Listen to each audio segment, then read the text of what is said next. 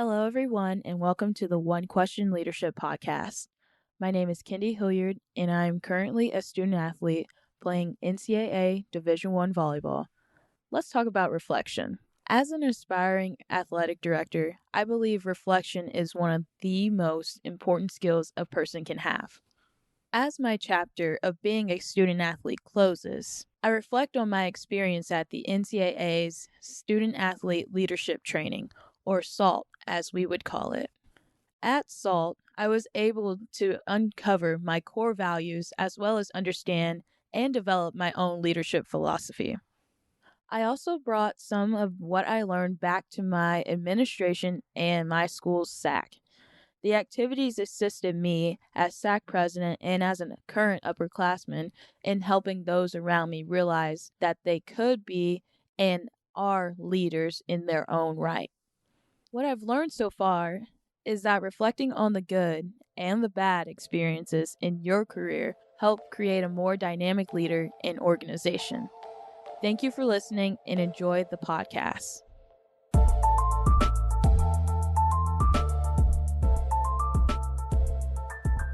Greetings, this is Ty Brown, and welcome to the One Question Leadership Podcast, where we highlight executive and organizational leadership. Be sure to follow us on Twitter and Instagram at 1Q Leadership. Our guest today is Ryan Holloway. Ryan is the president and founder of Peak Sports Management. Greetings, Ryan. Thanks for joining us. It's really good to be here, and it's awesome to be back at NACDA, and it's awesome to see people in person. And what a release. Here at the 2022 NACDA here in Las Vegas. So I wanted to have you on because there's a couple reasons. One being an entrepreneur, starting a business and seeing the outcome of the business you started and it's continues to grow. Leadership. And then also you hired a guy who his father mentored me, and I spent some time mentoring him. That's Wes Abercrombie, which I consider a good friend and colleague of mine. I want to dive in a little bit about the background, right? You worked in college athletics on campus and also with a rights holder. I would say you said 2005 to probably 2011. Correct. Started Peak Sport Management in 2012. And now you have roughly 25 schools, I believe. Yeah, exactly. It's been a heck of a journey, and never thought I'd be where I'm at right now. But it's all about the people that are around us, for sure. Right. So when you first started, was it just you and your wife? Tell me about the. Yeah, it was. So I came up through the business. So I spent a lot of time in middle school and high school riding the bench, right?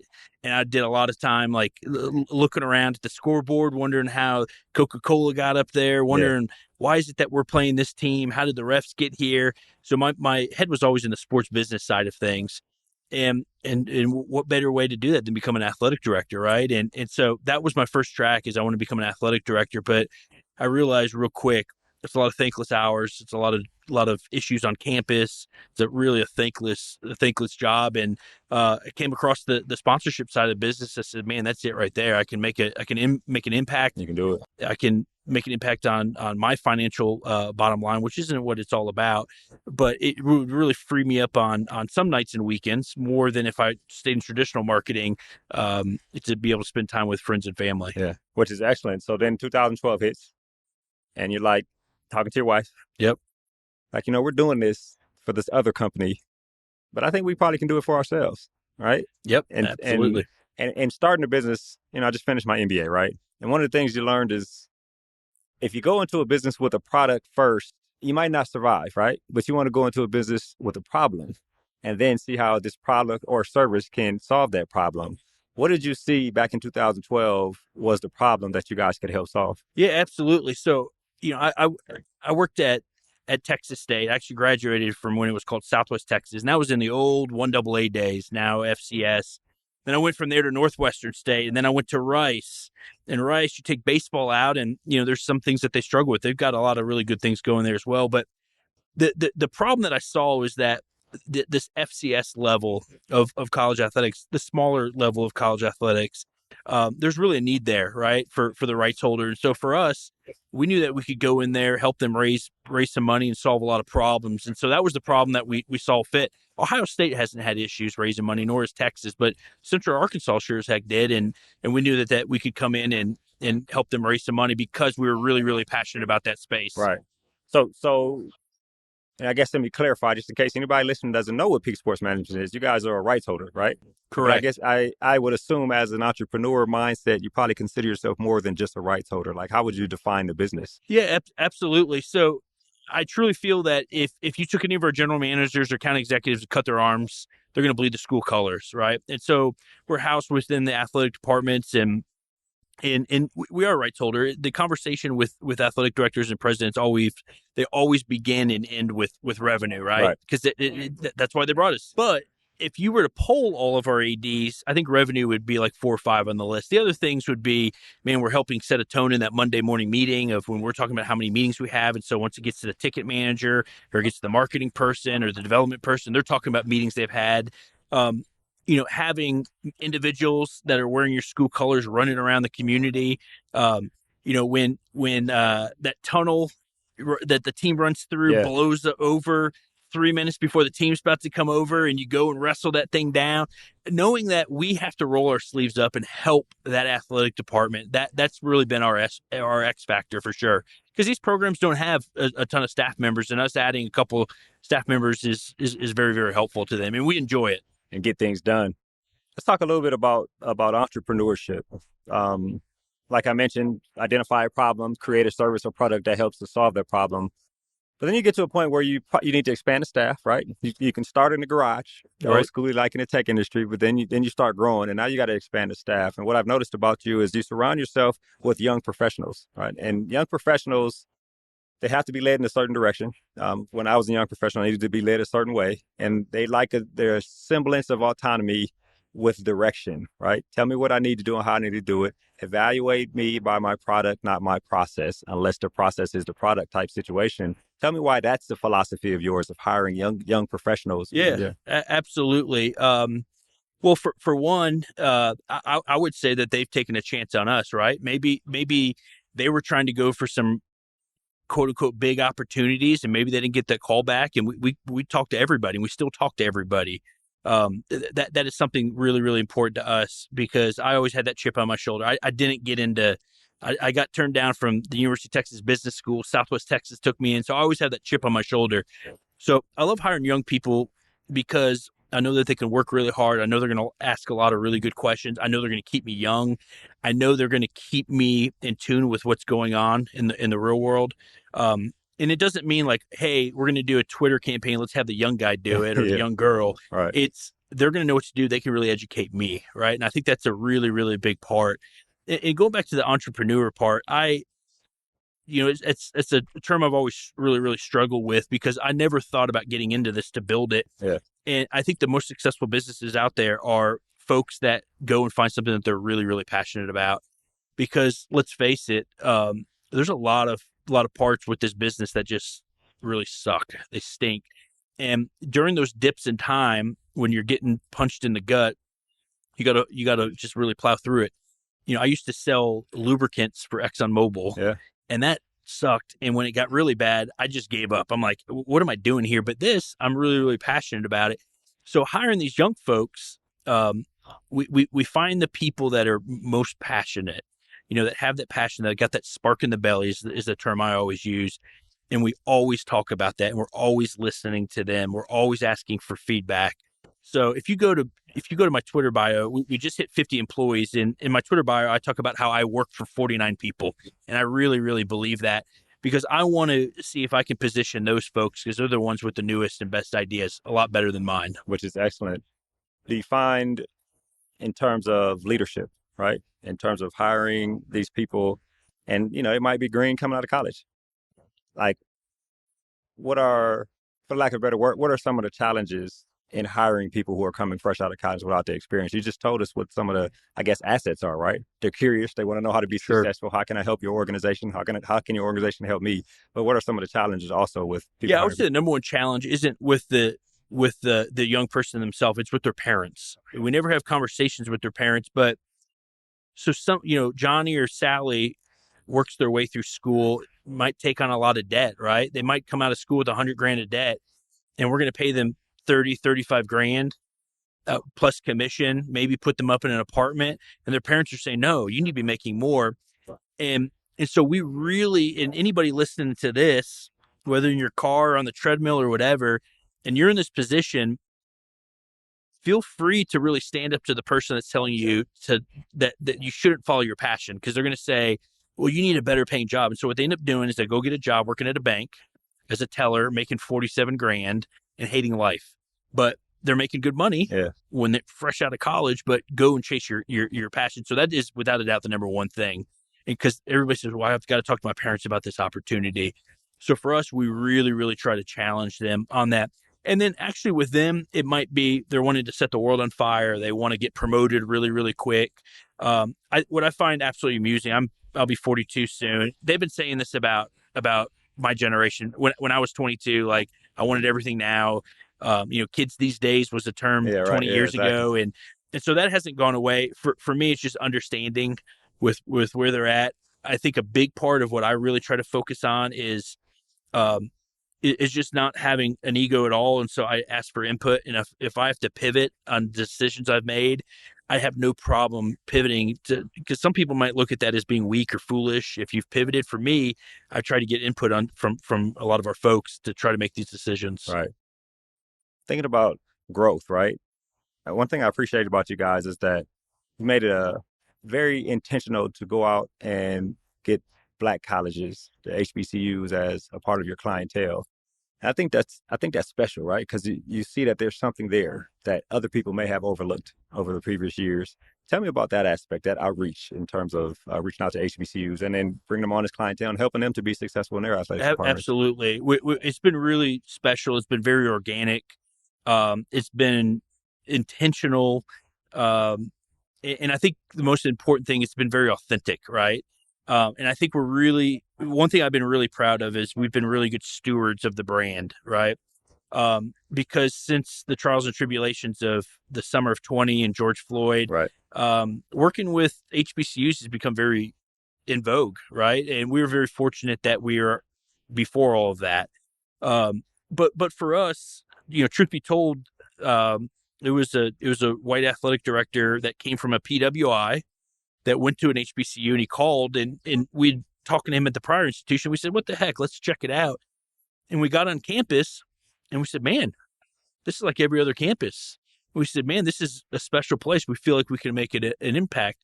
And it sounds crazy in 2022 to say this, and I'm perfectly comfortable saying this, but I'm like, I'm accepted here, right? But it also provided a really good introspective look on people that look completely different than me and how I was raised. And that includes our employees, our athletic directors, and the like. And so when we started at Delaware State and we saw ourselves starting to make an impact and people buying in to what we were doing, both at that school and within the industry, it was really, really special. And then fortunately from there, our phone started to ring. But for us, again, it's something that we've been very, very delicate about, but it's something we've been really, really proud about for sure. It's been a lot of fun. It's been challenging, but man, it's been extremely rewarding to see what we've been able to do. Yeah, it's an amazing thing. I want to circle back to young professionals too. Right? You put people on these campuses, and some of these campuses has never had a rights holder, right? And so now, the person on the campus has to figure out and learn how to be a part of the culture of the athletics department, the culture of the school, but also go out and help the school to be successful in bringing in resources. And then if you're talking about a young professional who's 1 or 2 years out, that's a lot of responsibility. So I wonder about not necessarily the training process, but how do you breathe life into someone to have confidence enough to go do that at a campus that may be 600 and 700 miles away from home and they're only 2 years out of college or something like that? Yeah, absolutely. It's not only that, I think our culture, and we're no different than our competitors, where we have our culture, the school has theirs, and then there's a combined culture, right? So we have 3 cultures going on at any given time on 25 campuses, right? And we have to understand and respect that. So, we're at Holy Cross, a Catholic institution. We're down at southeastern Louisiana and at Nichols, where you go to Mardi Gras parade. There's probably some youngsters with a beer in their hand. It's kind of expected there. We're very conservative areas, very liberal areas.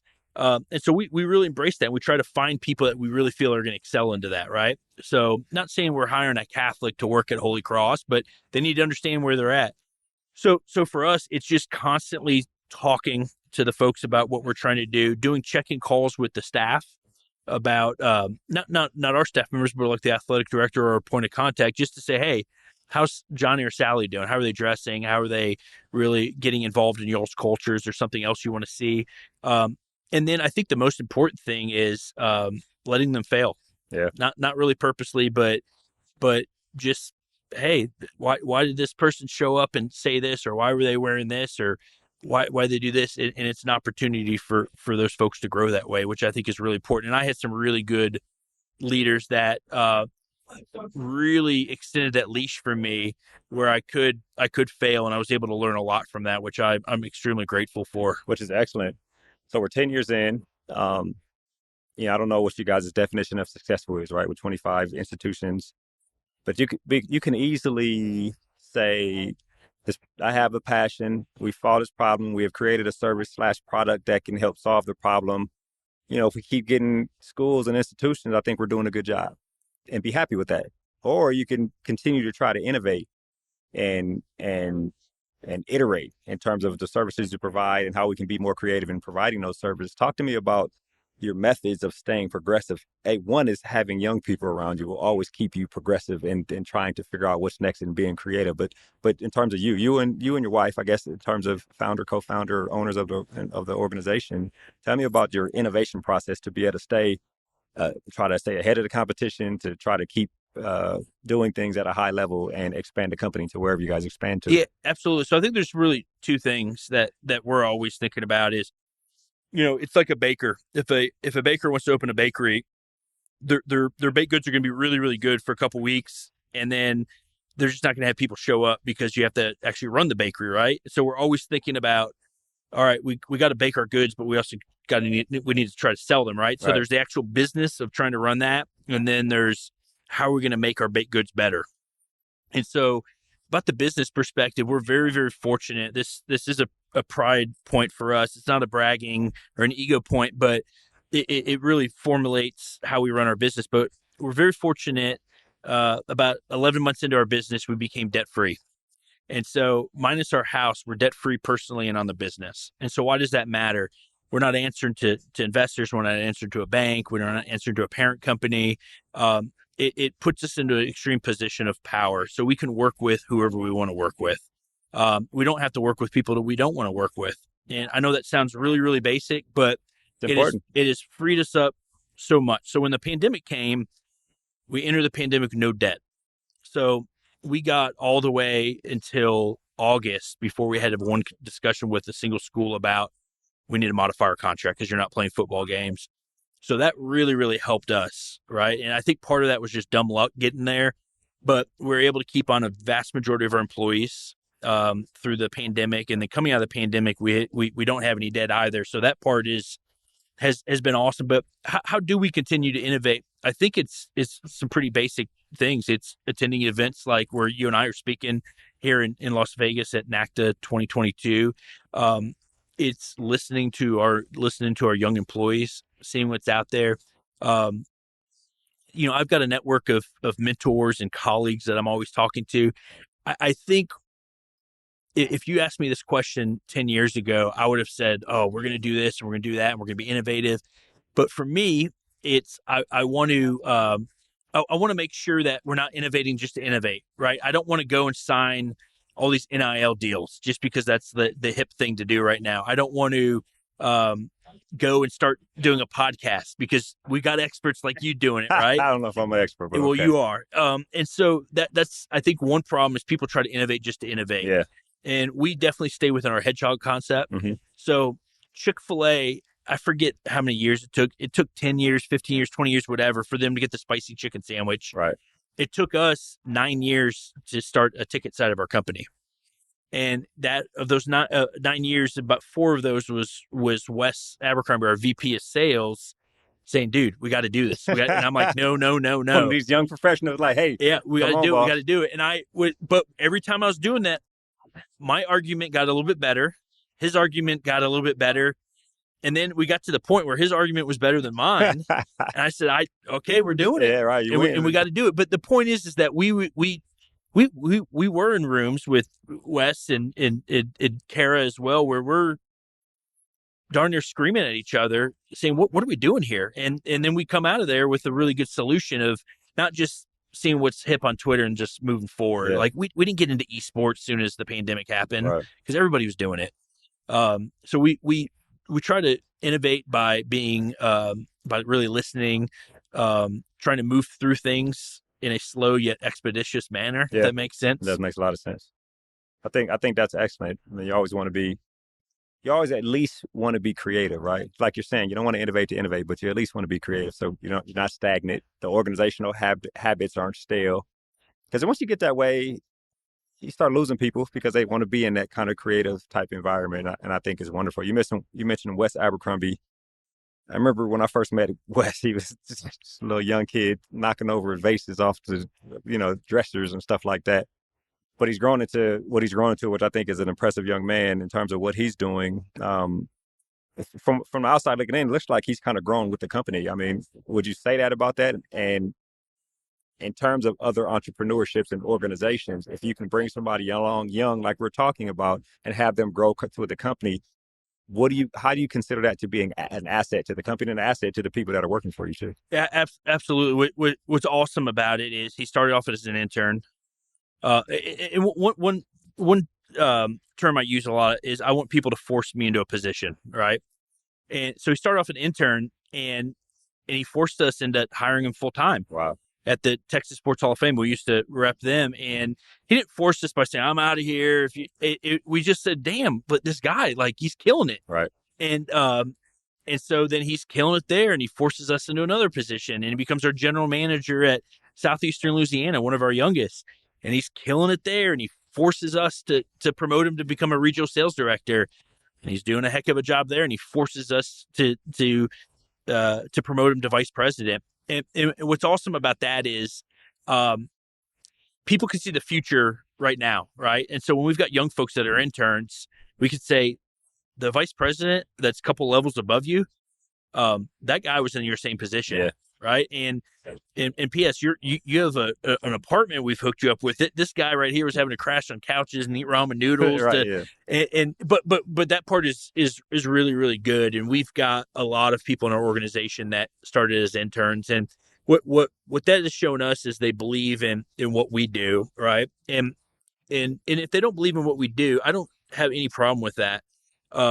They need to find what they do believe in, right? And so it sounds crazy, but this isn't the crazy part, but I think the future of our organization, the future of any organization, needs to be an internship program, right? Yeah. Here's the crazy thing. I think our internship program is successful because we have more people we have not brought on full time than we have. And why is that successful? It's because, man, when 8 years ago, we were interviewing Johnny, and Johnny was the guy. Well, Johnny, 3 months into working at a school, he's like, I don't like this. Well, if he's interning with us, we find that out. We love Johnny. Let's go find Johnny a job in marketing or compliance or academics or at a bank, whatever that is. And so that is so successful when we find somebody who's given them opportunity. They're like, this isn't my thing. Great, move on. Right. But if it is their opportunity, let's roll. We were fortunate with folks like Wes, and the list goes on. Yeah. With folks just like him. Guys, yeah. Well, I really appreciate you doing. I appreciate what you're doing for Wes. Appreciate what you're doing for the industry, what you're doing at these HBCUs and all the other schools that you're located in. And looking at you from the entrepreneurship lens, I think it's an excellent study on how to create and maintain a successful environment. So I really appreciate you joining us here on the One Question Leadership Podcast. Absolutely. It's awesome. And entrepreneurship is, please don't put that in your bio if you're listening and you have an idea. Go work the idea out, and then in your bio, put what you actually do. Actually did, yeah. Entrepreneurs are singer-songwriters. They're whatever it is. Photographers. Go out and do something. Go out and follow your passion, and you're going to love it. And then the money will follow. Yeah. Excellent conversation. That was Ryan Holloway. He is the president of Peak Sports Management, and I am Ty Brown with One Question. And keep in mind, the role of a leader is to create and maintain an environment that people want to be a part of. And as always, be better tomorrow than you are today.